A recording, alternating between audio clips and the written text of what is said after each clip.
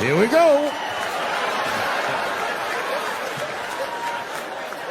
Now, if you guys came here to this show tonight thinking that I'm going to make fun of those people again, you've come to the wrong show. I'm not with those people anymore. It wasn't worth the trouble. I ain't saying shit about trans people. Maybe 3 or 4 times a night, but that is it. Tired of talking about them. And you want to know why I'm tired of talking about them? Because these people acted like I needed them to be funny. Well, that's ridiculous. I don't need you. I got a whole new angle. You guys will never see this shit coming. I ain't doing trans jokes no more. You know what I'm gonna do tonight? Tonight, I'm doing your own handicap jokes. Well, they're not as organized as the gays. And I love punching down. There's probably a handicap in the back right now because that's where they usually make them sit.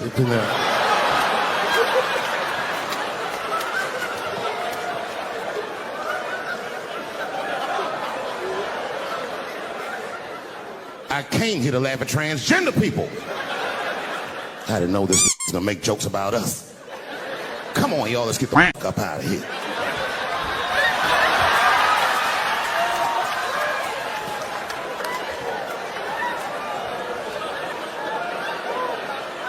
Yeah, it's about time somebody let these handicaps have it. They done met their match tonight. One time I was on Capitol Hill, and I seen a handicapped congressman. Madison Cawthorn, that's his name.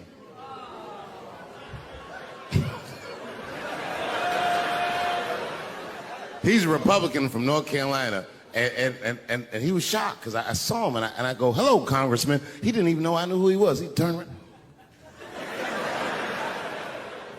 Then I just walked away. I wanted him to see me do something he couldn't do. I skipped. That nigga was mad.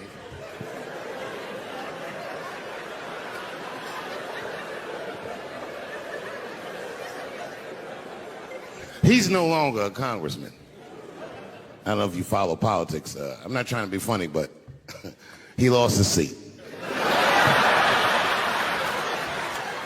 He ran a bad race. Oh, buddy, yes, he did. And you know what he did wrong? He was running for Congress again, and this motherfucker tried to be controversial. He was on all them right-wing podcasts talking all that shit. He was like, Washington is worse than Hollywood. I was at home like, what? He said, these people are disgusting. They have orgies and sex parties and drug parties. And I was thinking, this nigga sounds like Juicy Smouye. He's lying. Now, I don't doubt that they do this kind of shit in Washington. But I doubt he's seen it with his own eyes. Because who the invites a paraplegic to an orgy? So this roll around and snitch on everybody.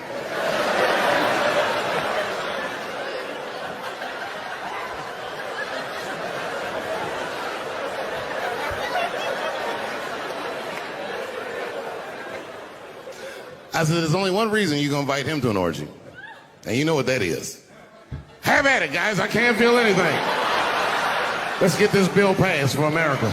One at a time, folks.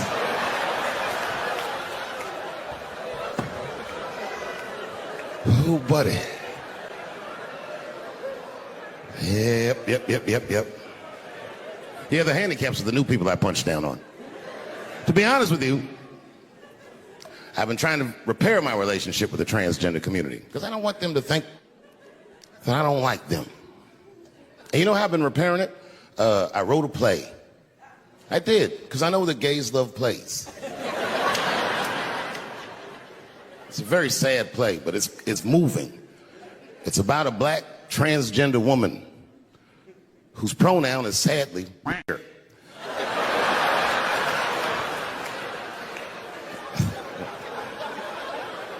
It's a tearjerker.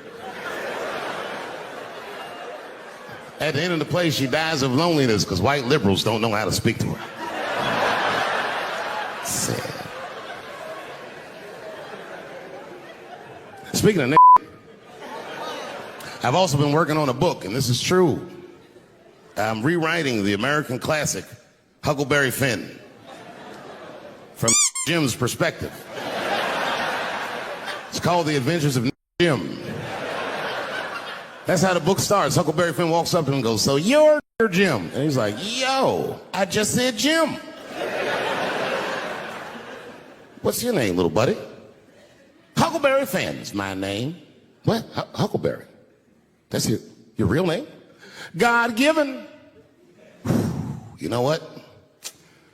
Just call me Nigger Jim. It's fine." I don't care if you are black or white or whatever. If you ever meet a white person named Huckleberry, he has less money than you. That is the white, trashiest name I've ever heard in my life. If you have a name like Huckleberry, you're doomed to fail. If I was in court and my lawyer came up and was like, "I am your attorney, Huckleberry Finn," I'd be like, "Uh-oh, I'm going to jail." God forbid I ever go to jail. But if I do, I hope it's in California. Because as soon as the judge sentenced me, I'll be like, "Your Honor, before you sentence me, I just want the court to know I identify as a woman. Send me to women's jail." And as soon as I get in there, you know what I'm gonna be doing? "Give me a fruit cocktail before I knock your mother teeth out. I'm a girl just like you. Come over here and suck this girl I got. Don't make me explain myself. I'm a girl."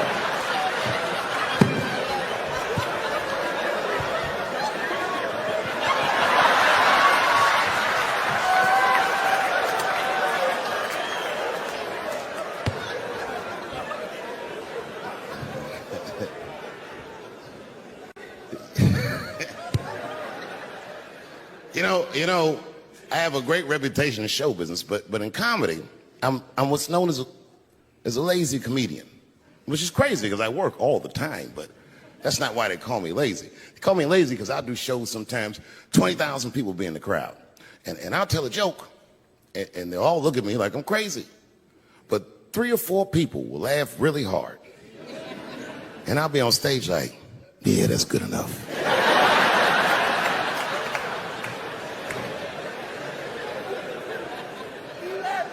Well, this next joke is one of those jokes that it's not, you know what I mean? I like to tell it, but it never does good. But I'm gonna do it. You know why it doesn't do good? I'm not good at impressions, but this is an impression. You ready? Okay. This is not gonna work. All right, this is my impression. It's my impression of the dead people on the Titanic. You didn't let me finish. This is my impression of the dead people on the Titanic as the submersible was approaching their ship.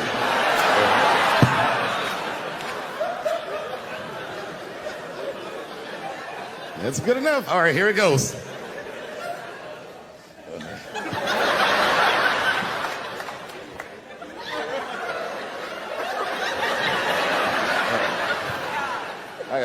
I'm gonna do it. Okay, here it goes. Join us in our watery grave.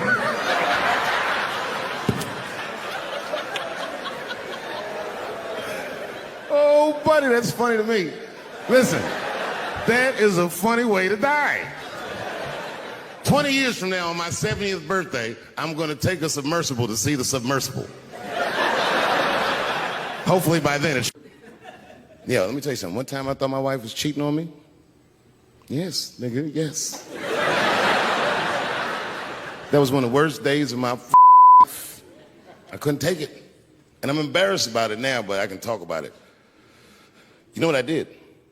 This did do this. I waited. I waited for her to fall asleep. And when I waited a long time, she's Asian. I couldn't tell if she was asleep or not. I was looking at her.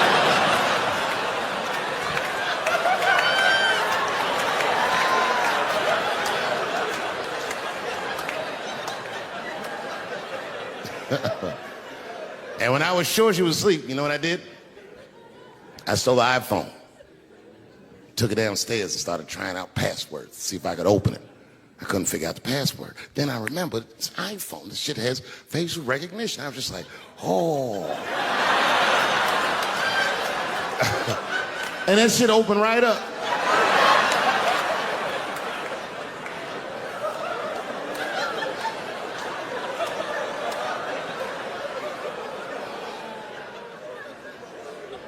And I saw a text message in there from a fella named Earl. I don't know anybody named Earl. I woke her up out of her sleep. I said, wake the up. Who the Earl? And she said, David, what are you talking about? Oh, don't you play dumb with me? I done opened your phone. Who is Earl? And she said, oh my God, David. That's gay Earl from the hair salon. I said, word, what am I, dummy? How am I supposed to know this nigga is gay? And she was calm. She said, read his text and look at his pictures. I started reading the text. This fella sure does spell girl with a U a lot. And I switched over and looked at his pictures, and I couldn't believe it. This fella looked gay and still pictures. His mouth was open in every shot.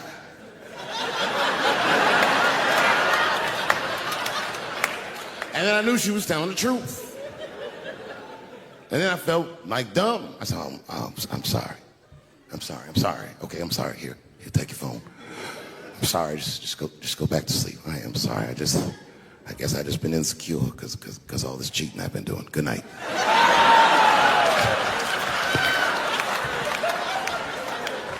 And she didn't let me leave. She said, well, since you want to wake a bitch up, and then she pulled my phone from under her pillow. I said, what the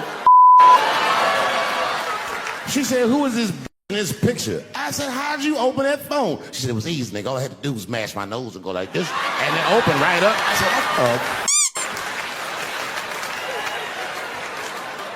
the I'm not done, but just act like it. I would prefer staying in since we're acting. Thank you very much. Good night.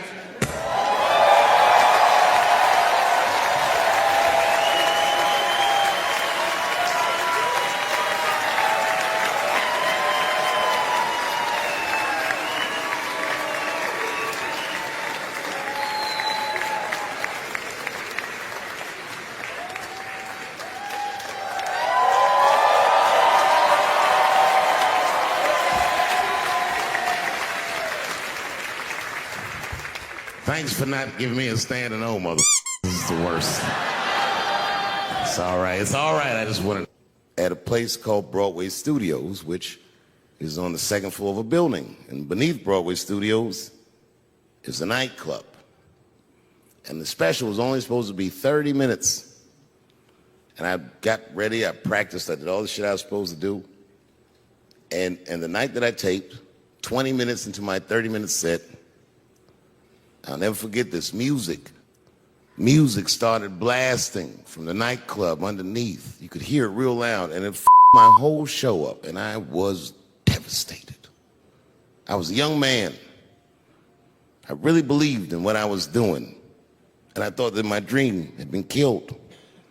So when I got off stage, I ran down the steps to the alley behind Broadway Studios, and where the control trucks are parked, and I kicked that motherfucking door open, and I started yelling at all the producers. I was nobody in show business, just a guy that believed in myself. I said, man, you fucked everything up. That music, what the thing? And there was a guy who was a big-time producer, I ain't saying no names, and he stood up, and he said, hey, kid, sit the down. He said, we didn't ruin anything. He said, we made a deal with that nightclub to not play music, and they didn't honor the deal. And I said, who didn't honor the deal? And he pointed to a guy. I'll never forget it. It was an old white man sitting in the Ford Taurus by himself. And he said, that guy right there. And I didn't waste no time or ask no questions. I went to that Ford Taurus, and I beat on that window, and I said, open the door, motherfucker. I want to talk to you. And that old man looked at me for 1 second and wisely drove the off. And left me in the alley cussing at anybody who would listen. And 2 minutes later, literally 120 seconds later, couldn't have been any more than that, the doors of the kitchen in the alley of that nightclub underneath Broadway Studios flung open. And that old man was standing there, that same old man with reinforcements. He had two big goons with him, and he looked at me, and he was calm as a cucumber. He said, "You, come here. I want to talk to you." I didn't know anything about the streets at this age. But I found out later in my life that these men were Russian mobsters.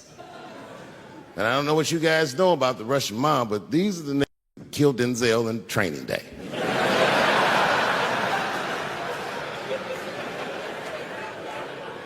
And all the producers knew what I was up against. They said, "Dave, do not go in there." And I said, "F y'all." And I walked right into that kitchen, and they closed the doors behind me, and it got dark as in there. And I knew, I'm not dumb, I knew I was in a bad situation. But you have to understand, I believed in what I was doing, and I didn't give a just kept cussing at these motherfuckers, telling them how they ruined my life. And that old man couldn't believe that I was talking all this shit. And as soon as I took a breath, he stopped me gently. He said, "Hey, kid, listen. Your friends lied to you." He said, "We made a deal, but your friends never paid me." And when he said that, I realized I was locked in the kitchen.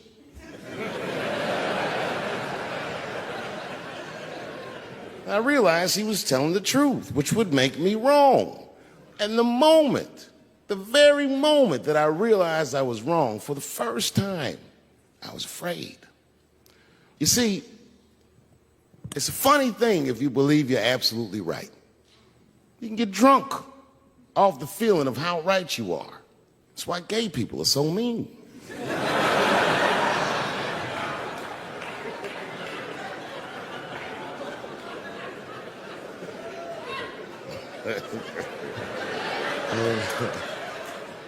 But I didn't buckle. You guys would have been very proud of me. I was scared, but I didn't buckle. I said, "Well then, sir, I owe you an apology. But I believe that no matter what reason that music was playing, it ruined my life." And that old man looked at me with sympathy in his eyes. And he walked over to me and he gently placed his hand on my cheek, which I gotta tell you, is a very emasculating thing to do. I was standing there looking at his hand on my cheek like,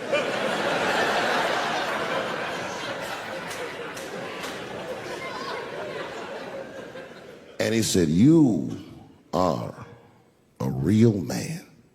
And he tapped me on my cheek, real soft, just like that. The doors opened back up. The light from the alley flooded into the kitchen. And I just walked out alive. I lived to fight another day. And dream in that moment wins that moment. I am a very powerful dreamer. Yeah, I'm not lying.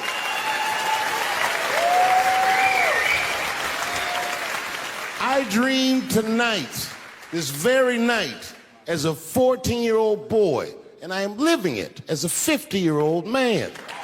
My dreams are very strong. Today, I walked all around Washington. I used to be poor in this city, and all day people just said, "Hey, Dave," like they knew me personally, and I felt like I knew them. And I say to myself, "My God, Dave, what a powerful dream." But then sometimes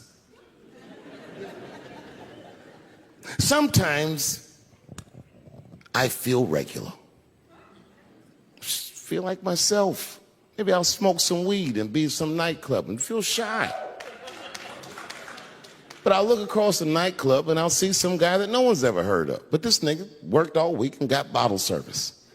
And there's bitches bringing Moet with sparklers to him. And I picture in my mind he's Persian. He's doing some kind of weird Persian dance. And he got 6 bitches at his table because he got so much liquor, and they all call him saying, "Go Cena, go Cena."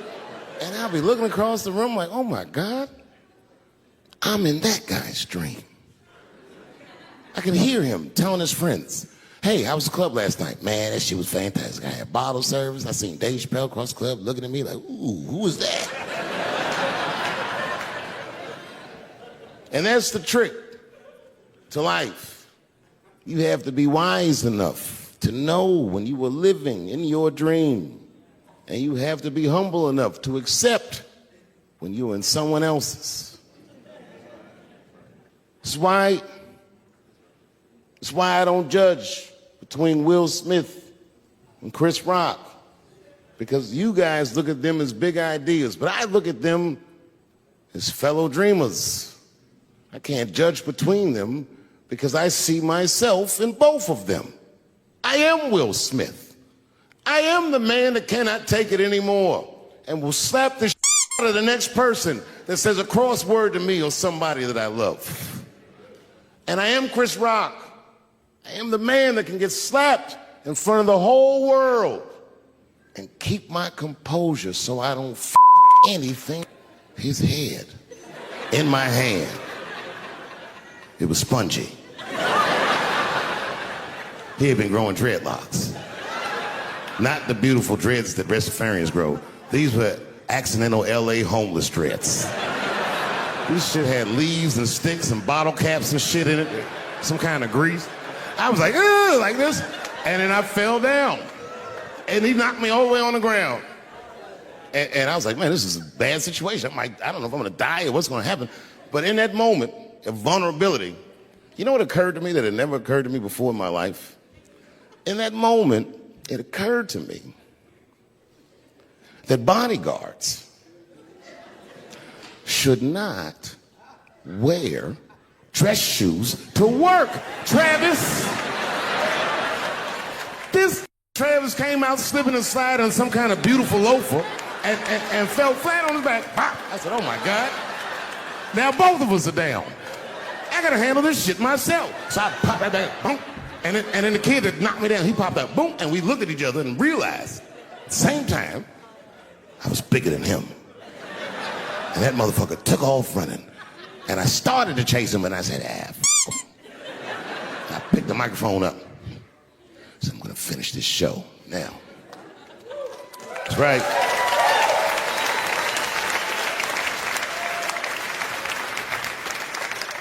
For 3 months before that, I'd been making fun of Chris Rock. And people would ask me all the time. They'd say, Dave, what would you do if you were Chris Rock and Will Smith slapped you in the face? And to this day, the answer is the same. Well, I don't know what I would have done. I've never been in a situation that extreme. But I do know now what Will Smith would not have done. And that is enjoy the rest of his evening.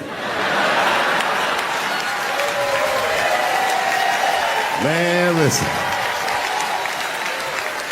We gave that kid a good while. We was whooping his ass. Not we. I mean, I was on stage trying to think of a joke to tell, but they was beating his up right behind me. Everybody could see it.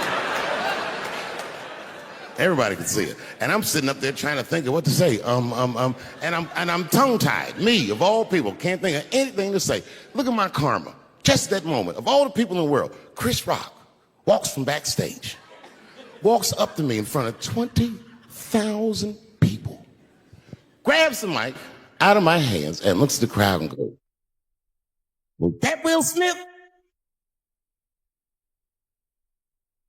Man, motherfuckers fell out of their chairs laughing. I was standing there looking stupid. I was furious because I'm thinking in my mind, this is my attack. You got attacked 3 months ago. Now you have jokes. So I snatched the mic back from Chris, tried to get one off, but my shit's not no good at all. I didn't know what to say. It's like, it was a trans man. And the crowd was like, boo. It's LA, we like trans people, boo. I know, that seemed bad. I felt so bad. But I know why I did it. You have to be there to understand that, man, I mean, that's practice, and we just have to remove this. You gotta picture this. Picture a famous person, like every famous person you can imagine, which has that stuff.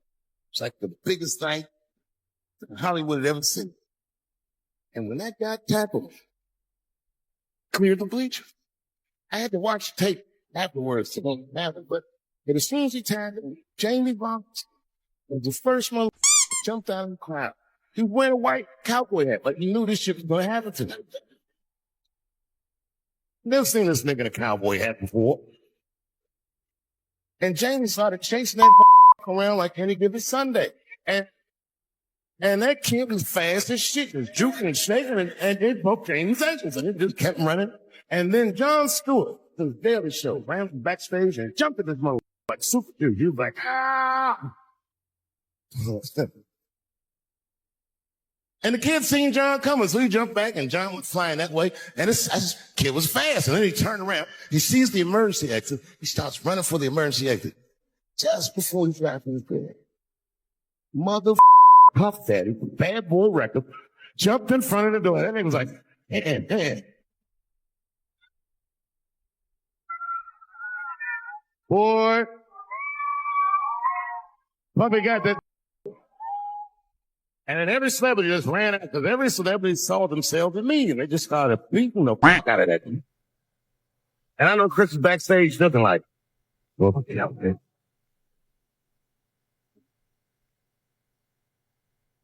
Everybody hates Chris.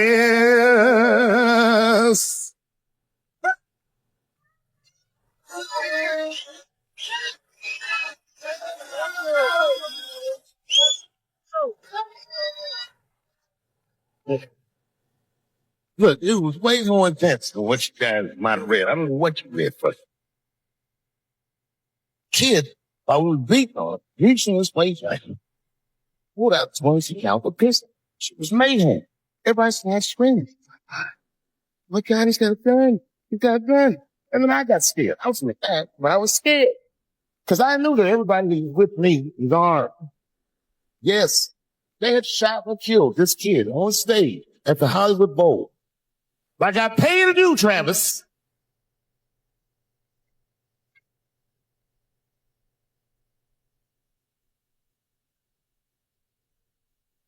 We're trying to cheat up, trying to thrust the gun out of the kid's hand, and then he took it like this, tried to chain it around, and it couldn't.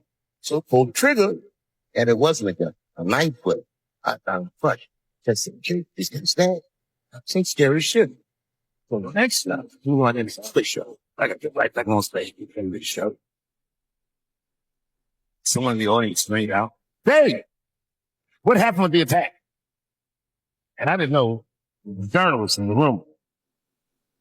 All I said, if you just think as a night that I was going to find his gun. I got 6 more weeks of bad press for that joke. I didn't even do nothing to this thing. That was not right. That was not right. And then the New York Post went to the jail and interviewed my attacker like he was some kind of hero. And I read that interview. Turns out the entire attack was my fault. Yes, I triggered him. I didn't mean to. I had done jokes about the homeless.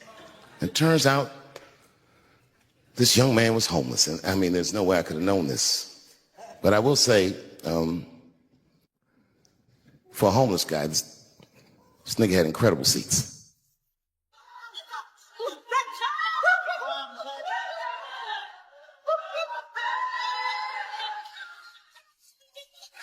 Oh, and they said I triggered him because I had done LBGTQ jokes, and it turns out this fella was a B.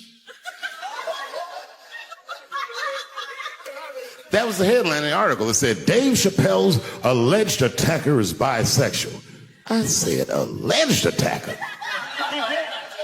This motherfucker attacked me. I'll show you the tape. He's allegedly bisexual. I'm going to need to see him suck somebody's before I believe the rest of this article.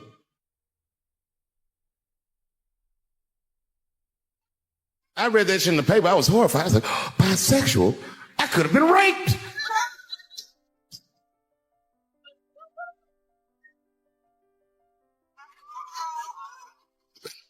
I said, oh my God, what's wrong with you? Did you get attacked too?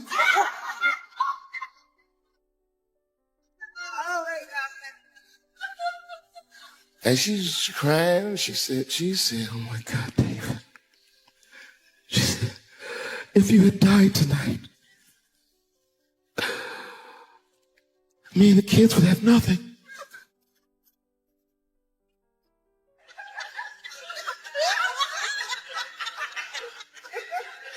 Then I knew it was serious. So I sat down on the bed next to her. And I reached in my pocket, I pulled some keys out that she'd never seen before. She said, oh, what are those keys? And I gently placed them in her hands. I said, sweetheart, those are the keys to my safe deposit box. God forbid anything ever happen to me. But if it does, don't even worry about it. You and the kids have everything you need in that box. I've already taken care of it. And she was looking at them keys, and I could see her mind realize we were actually talking about. And then she just started crying harder. And to be honest with you, that made me cry a little bit too. And we hugged each other real tight.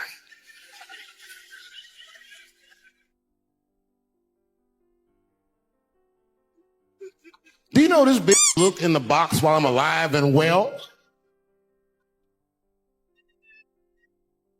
Who does that? Oh my God. And then she was mad at me. She said, God damn it, David, I opened that box. I said, you did? She said, yes, I did. And there was nothing in there.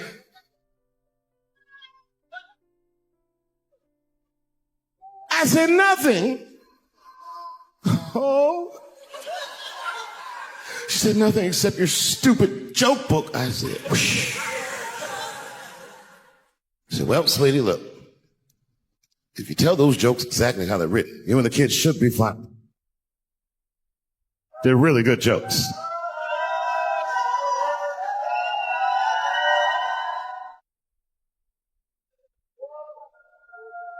She's like, good jokes? What is this shit? Come join me in my watery grave. No, you gotta roll your throat.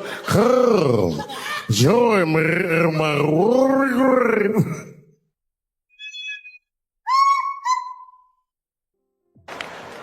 How many people in this room are not originally from the United States? My round of applause. Where are you from, bro? You right there. You're from Iraq? Ew. I was around. How long have you been here in the country? 23 years. Are you a citizen yet? You are? Congratulations, nigga. Congratulations. Well, welcome to this great land. You know, I'm going to give you a history lesson because I'm sure this wasn't on your entry exam.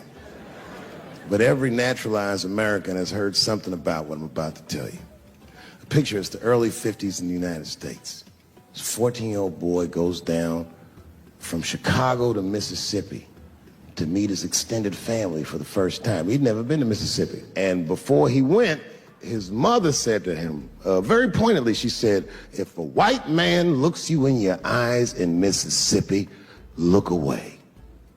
And I don't know what you know about black people from Chicago, but they're not a scared people. Legend has it, he was in front of a convenience store hanging out with his cousins, having a good time, and a white woman walked out of the store, and he thought she was pretty, and he said, bye, baby, not realizing that he had just made a fatal mistake. 4 days later, a group of adult white men burst into this family's home and snatched a 14-year-old boy out of bed in front of his family that was powerless to stop them, and he was never seen alive again. His name was Emmett Till. They found his body maybe a few days later. It was in a creek, tied to a wheel so it would sink, horribly beaten and bloated. Hideous. And lucky for everybody in America, his mother was a f***ing gangster. She was.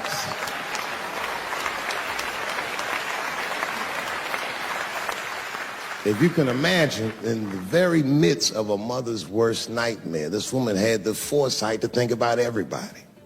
She said, leave my son's casket open.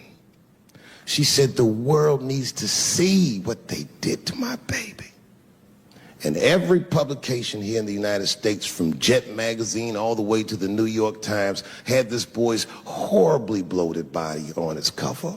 And if our civil rights movement was a car, this boy's dead body was premium gas. This was a very definitive moment in American history where every thinking and feeling person was like, ugh, we got to do better than this. And they fought beautifully, and here we all are.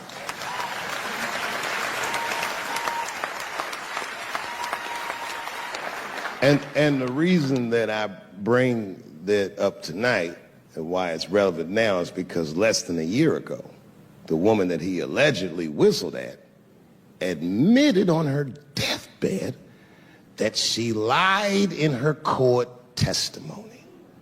And you can imagine when we read that shit, we was like, ooh, you lying ass bitch. I was furious. But that was my initial reaction. And initial reactions that we all learned as we get older are often wrong or more often incomplete. They call this phenomenon standing too close to an elephant. The analogy being that if you stand too close to an elephant, you can't see the elephant. All you see is its like skin. You gotta step back and give it a better look. And on stepping back and thinking about it for a few moments, I realized that it must have been very difficult for this woman to tell a truth that heinous about herself at any point in her life, even the very end. And I was grateful that she had the courage to tell it before she left this world, because it's an important truth and we needed to know. And I said to myself, well, thank you for telling the truth, you lying ass bitch.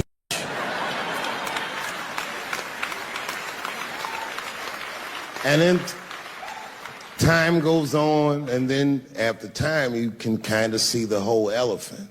And it's humbling, because you realize that this woman lied, and that lie caused the murder. But that murder set in motion a sequence of events that made my wonderful life possible, that made this very night possible. How could this be that this lie could make the world a better place? It's maddening. And that's how I feel about this president. I feel like this mother might be the lie that saves us all. Because I have never felt more American than when we all hate on this mother guy. Jesus Christ, it's good. And when it happens, I can see everybody that's struggling. So if I'm on stage and I tell a joke that makes you want to beat up a transgender, then you're probably a piece of shit and don't come see me anymore. Or if you don't understand that when a football player takes a knee during the national anthem, he's actually standing up for me, then you might not want to me anymore. But I swear, no matter how bad it gets, you're my countrymen. And I know for a fact that I'm determined to work shit out with y'all. And if that woman that said that heinous lie was alive today, I would thank her for lying. And then I would kick her in the...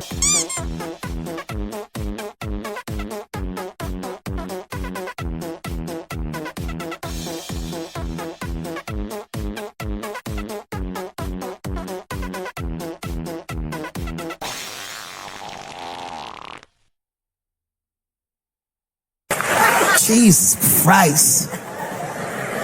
All this motherfucker's ideas sound like high people ideas.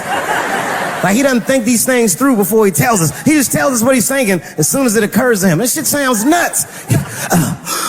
I'm gonna go to China and I'm gonna get those jobs from China and bring them back here to America. For what, nigga? So iPhones can be $9,000? Leave that job in China where it belongs. None of us want to work that hard. What is he thinking? I want to wear Nikes. I don't want to make them shits. What the doing? Stop trying to give us Chinese jobs. I am going to bring back coal. Coal? I'm not even exaggerating. I I have never in my life even seen a lump of coal. I honestly don't even know what coal is for. If you're gonna have motherfuckers digging around in the dirt looking for shit, find me some truffles. That's what I'm about. And these truffle prices are getting out of control. If it gets any worse, I'm gonna be back down to regular butter like everybody else. Terrible, terrible job. This motherfucker hit North Korea with rap battle threats. Fire and fury, like, yo! Yo, what are you doing? It's Korea, man. Kim Jong-un is a scary motherfucker. He might be as crazy as Trump. Some scary shit. And if you one of them naive motherfuckers thinks that a war with Korea is going to be easy, then you don't play Call of Duty at 3 a.m. like I do. 'Cause that's when the Koreans play. The old Korean kid took out my whole goddamn platoon last night.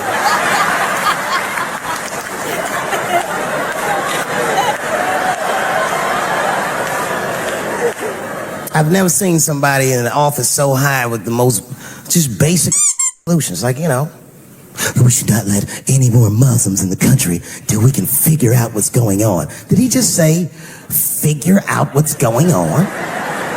Who doesn't know how to do basic math? Let's count it out, okay? There's been 17 mass shootings in the United States.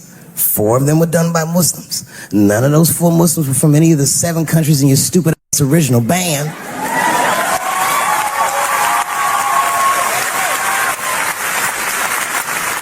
And since he brought it up, the other 13 shootings were done by the Tiki Torch Whites. These are facts. And you don't see me trying to ban white people from the show to keep the rest of the audience safe. It's a fucking terrible idea because it's mean and it's racist. And most importantly, it would be catastrophic to my bottom line. If there were no white people here tonight, I might leave this $1,800. This man needs to realize that we all need each other.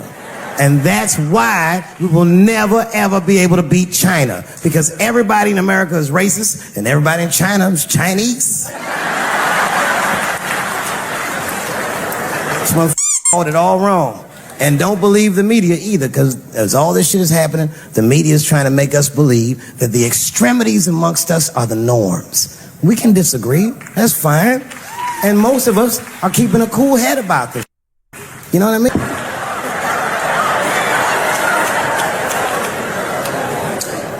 Sometimes I think that the media is hard on Trump. Because I'll see shit that they get on him about that doesn't seem bad to me. And they got on Trump about not staying in the White House enough. Gives a f***. This motherfucker was rich. Used to shit in a gold toilet. It's true. I don't know if you've ever been to the White House. It looks like a very nice place to work, but I wouldn't want to live in that Scooby-Doo house either. That's just terrifying looking. Imagine you trying to jerk off in the crib and Abraham Lincoln's just looking at you like...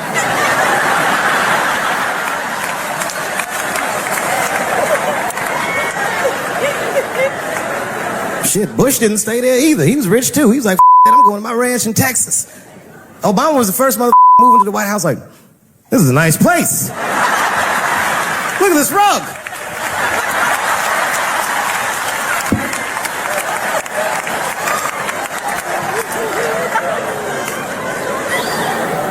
The media got on him about putting Jared Kushner in his cabinet, and I didn't think that that was the worst thing he'd done. I mean, it was still early, and I mean, it's not unprecedented. Kennedy had his brother as the attorney general, right? And this mother Washington outsider, to be honest with you, I'd probably do the same thing.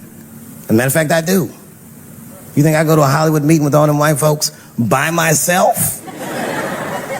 I bring my Mac Mittens from the streets. I don't even know his real name. Everybody just calls him Mac Mittens.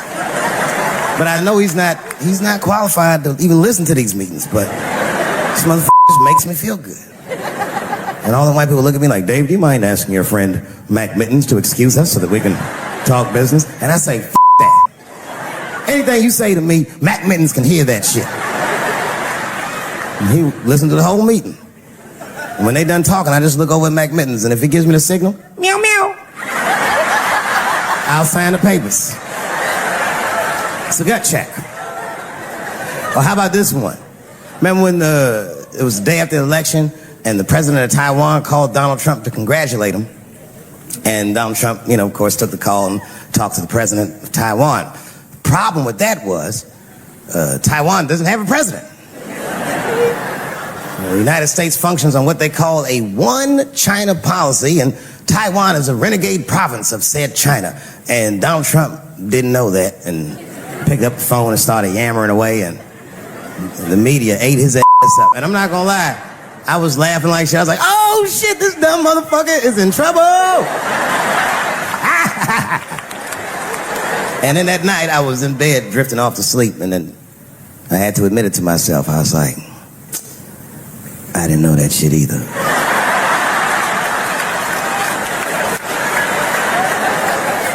And then I realized the media got the story wrong. The story wasn't that Donald Trump took the call.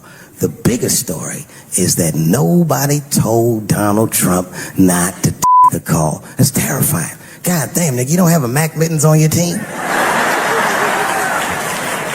It wasn't like they were calling the White House. They were calling the switchboard at Trump Towers, and they were getting through. Anybody. Mr. President, there's a Ricky Ticky Tabby on the phone for you? Yes, put him through. Hello, Ricky Ticky. Good to talk to you. Mr. President, there's a John Jacob Jingleheimer Smith on the phone. Oh, his name is my name, too. Put him through. Hello, John Jacob. Let's talk business. How many people in this room are not originally from the United States? My round of applause. Please. Not to get deep. All these movies probably started, not even the 60s. All this shit started in 1945. That's when America just fucking lost its mind. It was after that Second World War. Think about it. Because black Americans went off and fought the war. They went to Europe. They made more money than they ever made in America. They might even got their dick sucked by white women. And then they came back to the United States and they looked around and they said, you know what? I don't like the way I'm being treated around here. But it wasn't just black dudes. At the same time, all the women in America went into the workforce because all the men were gone. That's when you see that old poster in the 40s with that dyke, like, we can do it. That's where that's from. And these women made money, and then the dudes came back home and started telling these women what to do, and they were like, yo, I'm not feeling you, nigga. At the same time, the CIA started experimenting with a drug in San Francisco. Back then, nobody knew about it, called LSD. By 1960, all the white kids in America were like, it works. And a new school of thought was unleashed on the American consciousness. People had never even thought like that before, and now they were thinking like that in mass. White kids in mass were like, F our parents' plans for us. By the time 1960 rolled around, the President of the United States was 42 years old. He was the next best hope. And they blew his brains out in Dallas in fucking parade. That's the most gangster shit. There were 8 major assassinations in the 60s. Kennedy, X, King, Evers. And then by the 70s, the white youth culture and the Black Panthers and the black youth culture started to merge. And you started to see Timothy Leary meeting Eldridge Cleaver in Africa, not Oakland. And that was the beginning of the 70s, one of the most turbulent decades this nation has ever seen. And I say all that to say this, that in that turbulent historical context, Bill Cosby raped 34...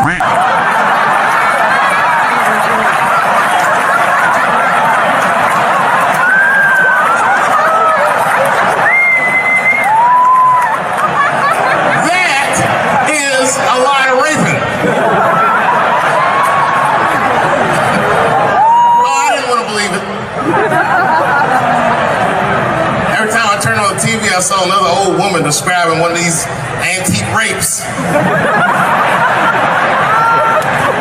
These rapes were old school. They'd be like, and then Bill Cosby pulled my bloomers down. Bloomers? I saw him peering through me through a large cloud of vagina hair. Vagina hair? I've seen that in years.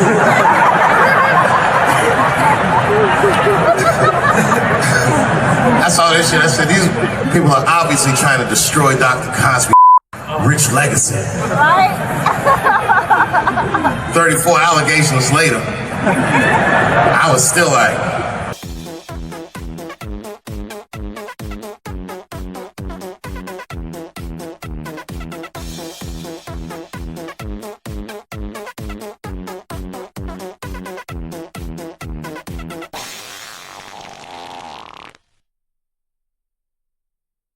man, they probably only raped 13 or 14 of those. Do all that raping. It's like 50 fucking rapes. And don't forget, each one of these rapes have 8 hours of sleep in them. It's like 1,000 hours of rape. Packed into an otherwise busy schedule. Short corporate rapes, that's what I support.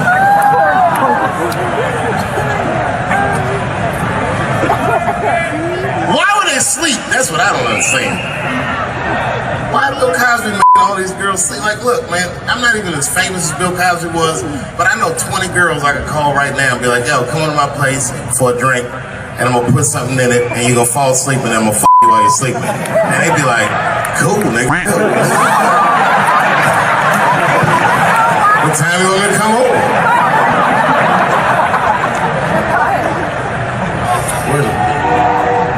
Is that a train here, that train?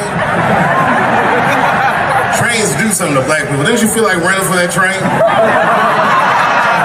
I've never been in a situation where I needed something about being black, nigga. You just, when you hear a train, we'll see like, I've gotta go.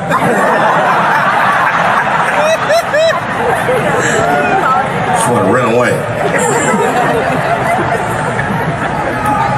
No, man, for real, it's not comfortable like it used to be.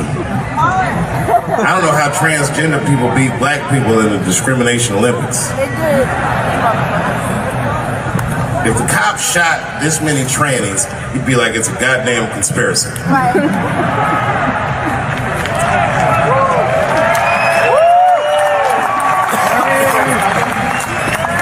The niggas gonna start wearing high heels just to feel safe.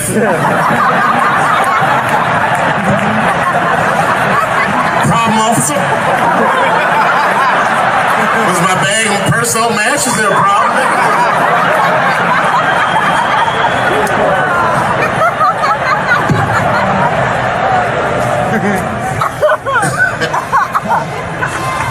There's too many, man. It's too many. There was one good one in California where the lady got beat up in traffic. You see that shit on YouTube? Yeah. And they beat the shit out of her. You watch the tape and be like, well, what did she do? Turns out she didn't even do anything. But the good news is the city of LA decided that the court should award her $1.5 million for pain and suffering. Which, if you know anything about money, is as much Marcos Maidana made to fight Floyd Mayweather the second time. It's pretty good considering this woman never trained a day in her life. You can see it in the tape. She didn't come to fight. She took too many shots. She covered her gut, punched her face. She just wasn't doing it right.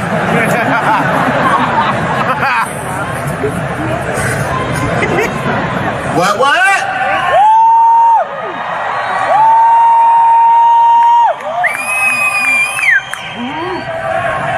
You know what's funny about being in San Francisco? First of all, the city's not even gay anymore. Gay people can't afford to live there. They just visit. Gay people got their money tied up in other shenanigans.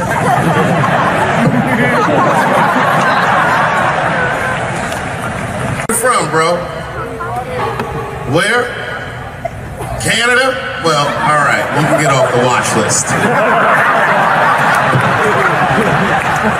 You know, America has a racial hot seat, which belongs to black Americans, but I know you sat in it for a while. I can honestly say Arabs and Mexicans sat in that seat. And we, the black Americans, would like to thank you both for your sacrifice and your struggle.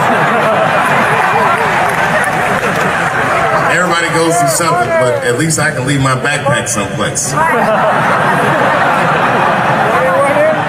If you leave your backpack, you got 20 minutes to find that shit before they send a robot to blow your luggage up. Don't you remember San Francisco when it tiger jumped out of the cage and bit those people up. And San Francisco is so gay, the whole city blamed the tiger. No, they blamed the victims. They didn't even say shit about the tiger. They said these people were teasing that tiger. That's irrelevant. Tigers should not be able to jump out of the cage and kill people at the zoo. They said that that tiger chased one of his victims 400 yards. Listen, you know how fast you have to run, outrun a tiger for 400 yards? They probably woke up in the hospital with an NFL recruiter standing over his bed. You did good, son. You did very good. I know this isn't a good time, but I'm with the Cincinnati Bengals. Complete coincidence. I think we can tie something in and do something really big with you. One of the guys the tiger bit was Mexican, and the other two were Arabs. I said, who trained this tiger? Homeland Security, like everybody? Tiger some beans. You smell those beans? You can smell that. Go get them. There's some curry.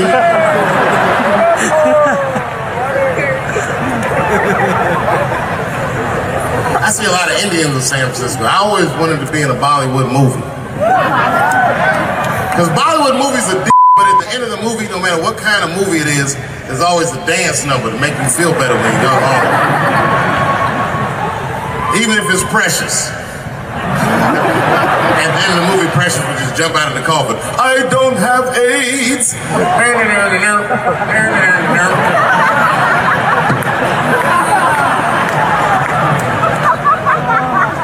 You ever see Precious? Boy, that was a sad movie. Yeah, that was tough. If you haven't seen it, you know all the statistics of living in urban life in America. But if you could picture all those statistics happening to one person for 90 minutes, that was Precious. Life through the book of that fat bitch. And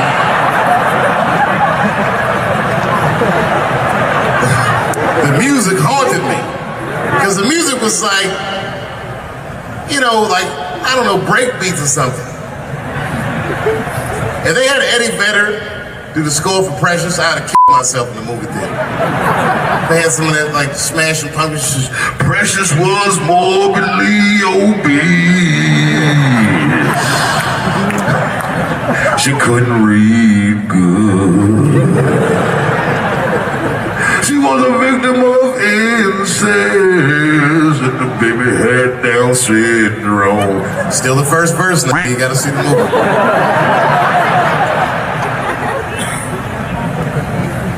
She caught AIDS at the end. She might have had it the whole movie, but at the end she found it.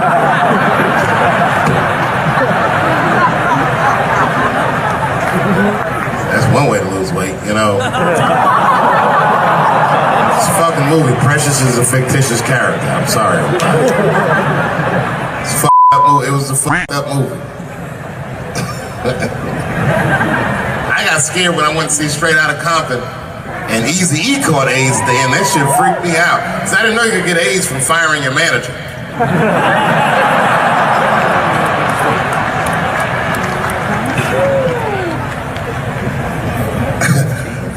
You didn't see Straight Outta Compton?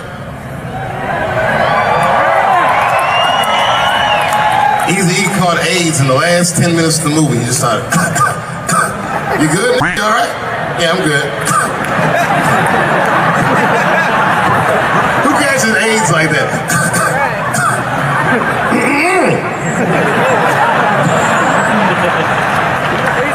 AIDS does not sound like that. It's a racking cough. And the AIDS weird that a disease came out of nowhere in the 80s that doesn't kill anybody but niggas, fags, and junkies. What kind of disease hates everybody that old white people hate? I think the government hid that shit in disco balls. Only fun people get AIDS. You never see that guy? I think I'm gonna stay home and read a book. And like they would say, I think I'm gonna stay home and cook for myself. Yeah, all right.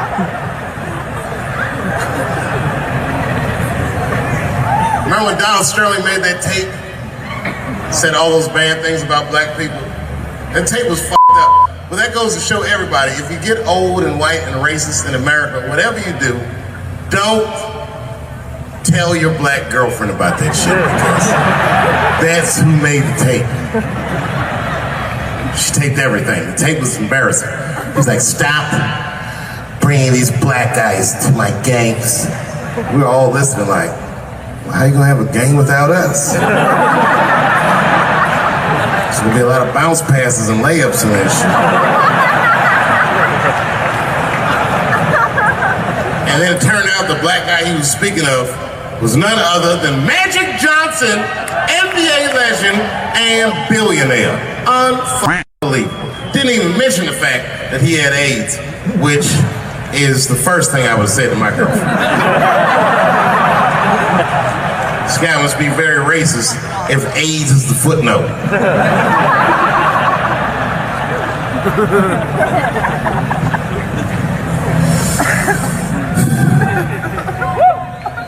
How many of y'all work for Google? Nobody?